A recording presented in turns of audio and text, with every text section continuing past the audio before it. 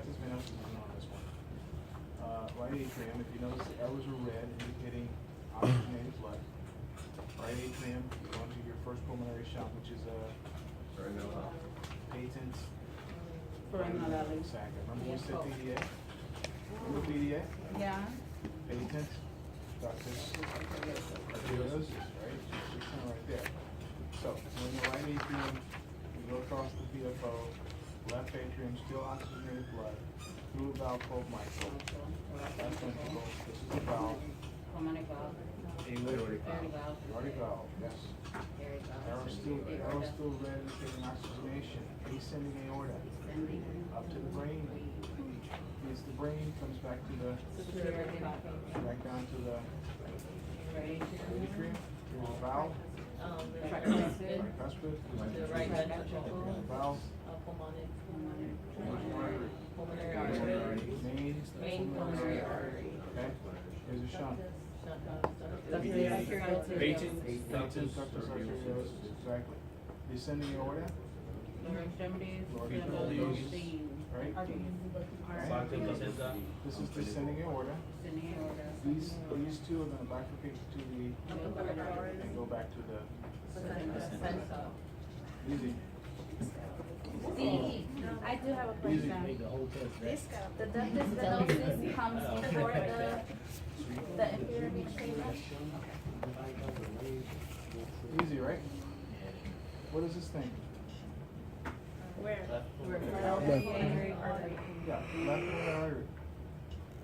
Right pulmonary. Right pulmonary. Resistance in the lung is very High. That means little blood will go to the lung, right? Pretend also that this is a lung over here, for the right pulmonary artery.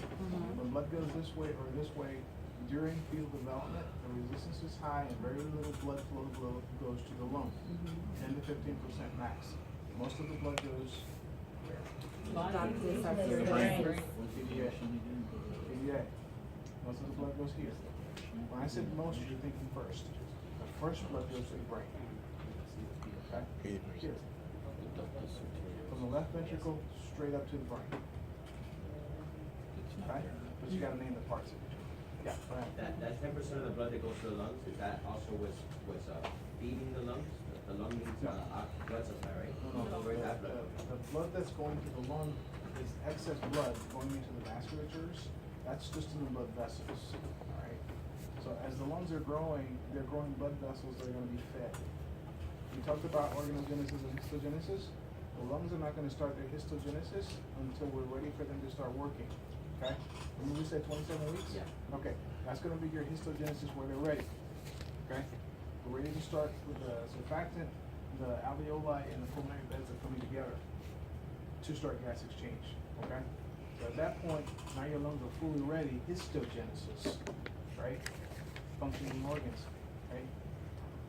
To start, okay? Alright, so that's the idea. Questions? What are these? What side? Right. Right. Or Right. The right side. What are these? Left pulmonary veins. Our pulmonary veins. And the pulmonary veins do what? They bring oxygenated blood. From the lungs back to the baby's Heart. heart. Where specifically to the heart? To the atrium. I mean, that one left one to the left atrium. The left atrium, correct. Somebody had a hand up? Professor, I have a question. So you said when you keep the baby on purpose with hypoxemia, 75%, because you don't want that PDA to be closed. Correct. So in that case, you also keep the PFO open too? No, different. That one's closed? That one closes? That one's closed. The PFO closes because what happens is, after birth, and I'm glad you brought that up, I wasn't gonna mention it now, but we have time. Before the baby is born, we talked about resistance being high versus resistance being low, correct? The reason that we can have blood shunting from right atrium to left atrium is because right heart pressures are higher than left heart pressures when the baby is a fetus. Before he's born, the pressures on the right side of the heart are higher than the pressures on the left side. Our pressures are reversed. Our left heart pressures are higher. That's how we get 120 over 80. right? We're pushing blood out to the aorta. As a fetus, the right side pressures are higher than the left heart pressures. That's why you're able to shunt blood from the right to the left atrium. Okay? After the baby is born, pulmonary resistance goes down. That's why blood can now go to the lungs. Correct? Okay. Left heart pressures go up. Left heart pressures go up because the baby's transition is hard to be like ours. Left heart pressures go up. When the left heart pressures go up, the PFO closes. Now the left heart pressures are higher than the right heart pressures. He's like us now. His heart is beating like ours now. Everybody getting this? Yeah? Yeah. So you want those pressures to reverse at birth. Okay? Once they reverse, now the baby needs to start breathing on his own. Because the lungs are now starting to work. You stimulated the baby, he took in a deep positive breath, and he cried. Okay? He cried, he pushed out water, he blew out CO2. He pulled in another breath, he brought in oxygen. He cried, he pushed out water, he pushed out CO2. He brought in more oxygen. He cried, he got the idea. That's the cycle, okay? So, when a baby is born, and he's crying, and daddy comes over to the woman and says, it's okay, don't cry, it's okay.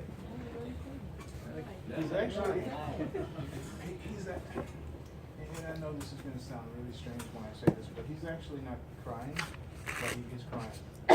What I mean by that is, he's crying for a purpose. He's not crying because something's wrong. He's been stimulated, innately he cries to push out water, to blow out CO2, and to pull in oxygen. When those transitions happen, those openings that we talked about close up. They close up, right? And now he can start to circulate like that. That's why after a few minutes, he turns nice and pink. Okay? If he doesn't turn nice and pink, could be Surfactant, perfusion, or cardiac. or cardiac, exactly. You don't know which until you do diagnostics. What diagnostics? Chest x-rays, ultrasounds, blood gases, things like that, okay? So that's why when you do a normal transition, you don't need to give the baby 100% oxygen, okay? If you give him 100% oxygen, the sats go up to 100 in the same minute that the baby's born. Now, you don't know if the sats went up too good because you're bagging 100%, or if he's doing okay. Right? If he's doing okay, he'll do his own pink. Just give him time. He just needs to have a good respiratory effort, which means he's breathing okay and he has good tone. Okay? Alright. Oh, I'm sorry. Questions on this?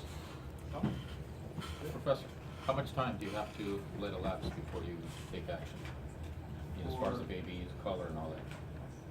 Well, you're taking action right away, but you're assessing 1 minute, 5 minutes, and 10 minutes of life. So as soon as he's born, you do an assessment, okay? You're checking the respiratory effort, the heart rate, the color, all those things you're checking to see if they're good. If they're good, you do that again in 5 minutes. You do it again in 10 minutes.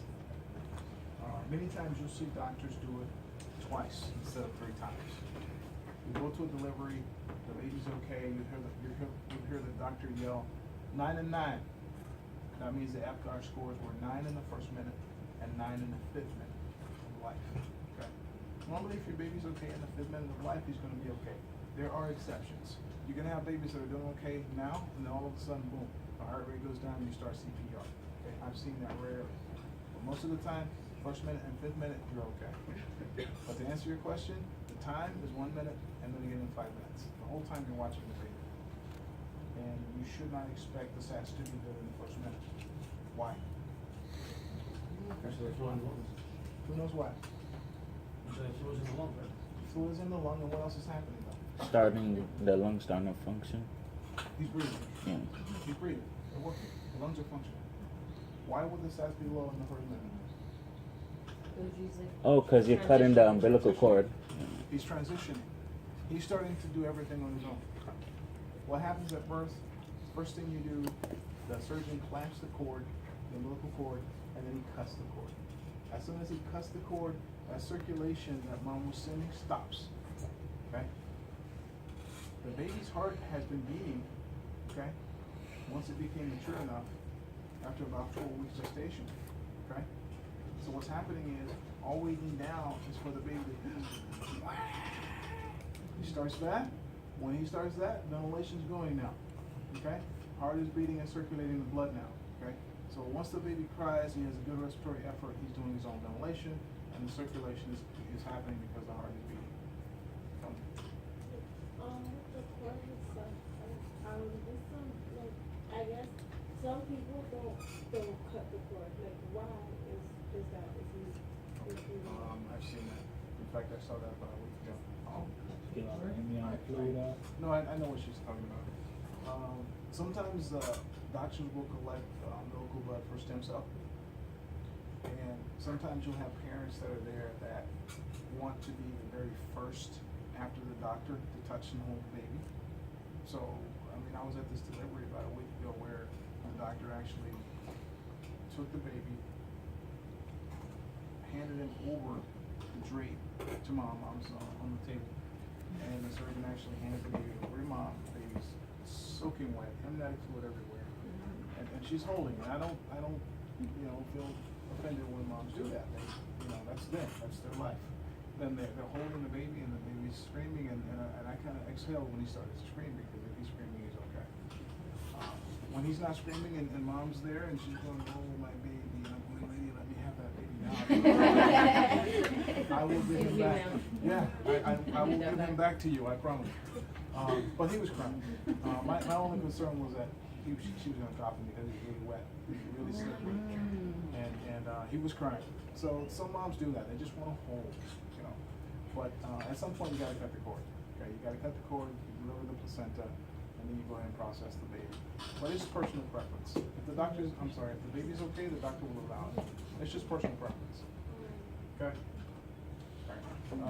Wow, 9:30.